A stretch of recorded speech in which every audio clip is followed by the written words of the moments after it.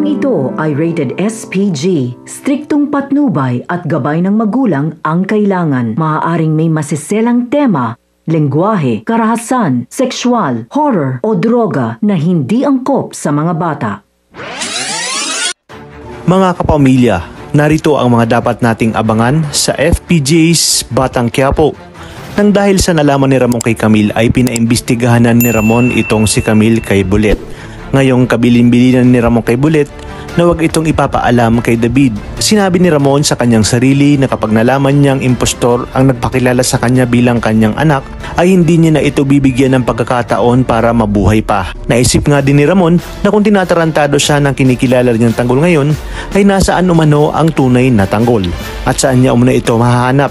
Kaya naman dito gagawin niya lahat ng paraan upang mahanap ito. Sa kabilang banda, dinala na nga ni Santino si Camille sa ospital na mag-isa at huli na nga nang malaman ni David ang nangyari kay Camille. Dali-dali namang nagtungo itong si David upang puntahan si Camille at sa kanyang pagdating sa ospital ay inaway pa nito si Santino at sinisipan niya itong si Camille. Sumbat pa ni David dahil hindi umano ito tinatawag agad sa kanya. Depensa naman ni Santino na tinatawagan siya ni Camille ngunit boss umano ni David ang nakasagot ng tawag ni Camille. Kaya namang gulat na gulat si David nang marinig ang mga sinabi ni Santino. Naging mausisa nga itong si David kay Camille at pabulyaw na tinanong si Camille kung ano umano ang mga sinabi ni Camille sa kanyang boss. Samantala ginawa na nga ni Bullet ang ipinagagawa sa kanya ni Ramon. Dahil sa pag-iimbestiga ni Bullet kay Camille ay nakita nga nito na dumating si David sa ospital kung saan si Camille nga ang naroroon. At napag-alaman ni Bullet na asawa ni David itong si Camille. Dali-dali ngang itinawag ito ni Bullet kay Ramon. Kaya naman nang malaman ni Ramon na asawa talaga ni David ang babaeng nakausap niya kanina ay napagtanto ni Ramon na tinatarantado siya ni David at maaaring kasabot umano nito ang kanyang hilaw na kapatid ni si Olga. Talaga nga namang nanggagalaiti sa galit itong si Ramon dahil sa mga nalaman niya. Ngunit ayon kay Ramon na hindi pa ito ang oras para ipaalam kay Olga at David na alam niya na ang totoo.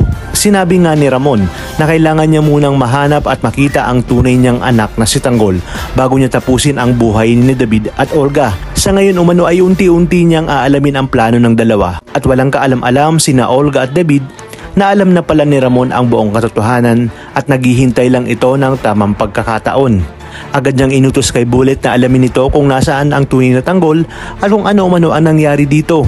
Dagdag pa ni Ramon na sa oras na makita niya na ang kanyang tunay na anak ay sisiguraduhin niya nga na ibabaon niya ng buhay sina Olga at ang impostor na tanggol. Talagang kapanapanabik ang mga susunod na tagpo sa teleseryeng ito. Kaya naman sabay-sabay natin itong pakaabangan. At kung bago ka pa lamang sa aking channel, ay sana'y huwag kalimutang mag-like at subscribe.